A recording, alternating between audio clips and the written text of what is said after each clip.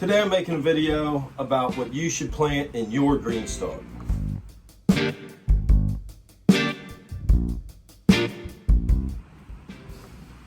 So I'm a member of the Greenstalk Facebook group, and I see a lot of comments, right? Like, what should I plant? What should I plant?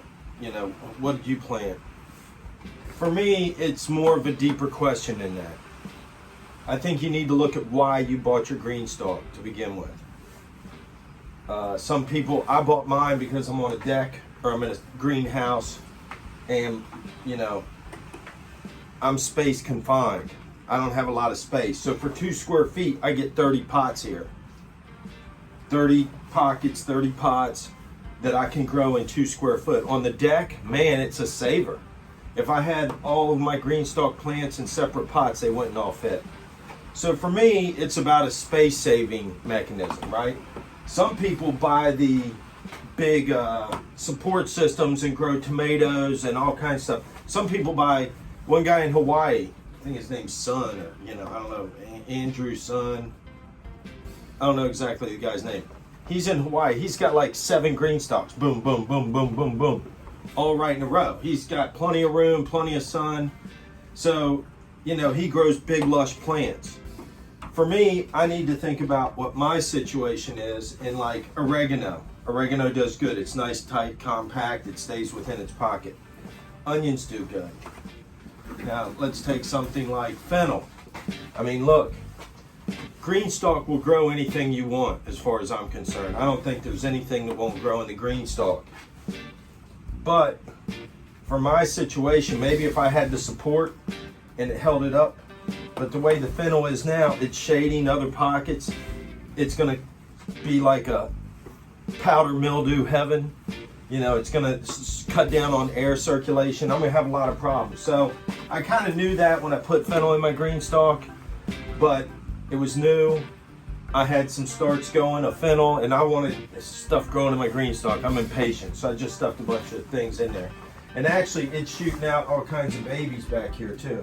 So now I got like 3 fennel plants right here. So I'm going to take this out. This white eggplant, any of these squash type things that, you know, or zucchini that gives you like a tube and it goes on forever. For me, it doesn't work. I don't want the supports. Like when I'm moving this thing around, you know, in the greenhouse or on the deck, I mean, all these things, they take damage. Even this one, see there, it's broke already. So for me, having huge plants don't really make sense. But if you have a lot of space and you want to put the supports on, I mean, by all means, go ahead and grow tomatoes. In fact, you know, if you have a lot of space, I would recommend growing larger plants. For me, it doesn't really work. Won't be growing any squash. The strawberries do great. Strawberries are nice, compact. They are in their pocket. Onions, and if the onion gets out of control, I just come and snip off the green part, right? These onions are starting to grow a lot, so I just come in, cut those out. Now, the onions are confined to their pocket. Celery's one that's kind of borderline because when it grows, this is Utah tall. When it grows, it comes up to about 2 pockets, but it stays between the pockets. And when it gets out of control, I just break it off and eat it. So celery can be a problem, but it can also be really great, and it grows great here in San Francisco. Here's some dill. You can see that little kink. That's where the pocket was. So it would be like this hanging out, you know, and then it sticks way out, and then it gets beat to hell, you know. I will still grow dill because we do a lot of pickling. I do a lot of pickling. And it's the way I eat most of my garden vegetables. So I want to have dill right by my kitchen.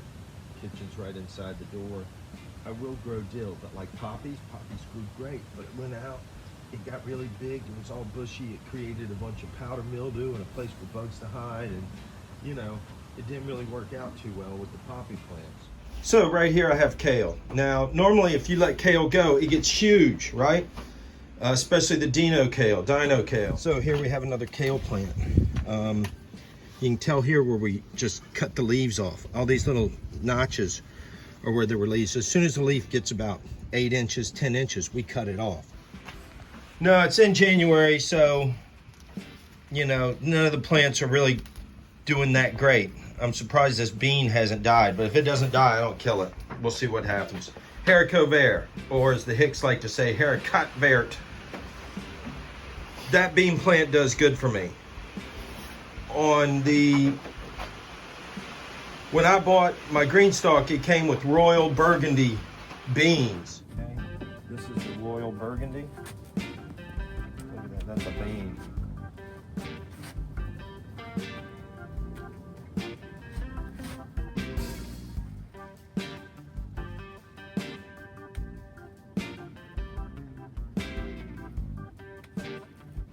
And it just didn't work out, man. It was huge. I had it in like a second tier pocket, and it just cascaded all the way down, created a bunch of powder mildew. Don't get me wrong. So it has nothing to do with the bean won't grow. It was my best producer. It's just in my situation, it doesn't work for me. So hopefully, you know, this video will help you out a little bit when deciding what to plant in your Greenstalk. Think about why you bought it. You know, in my space, I'm not putting a tomato in there. I have cheated on a couple things, and a couple things, you know, I can grow a certain way.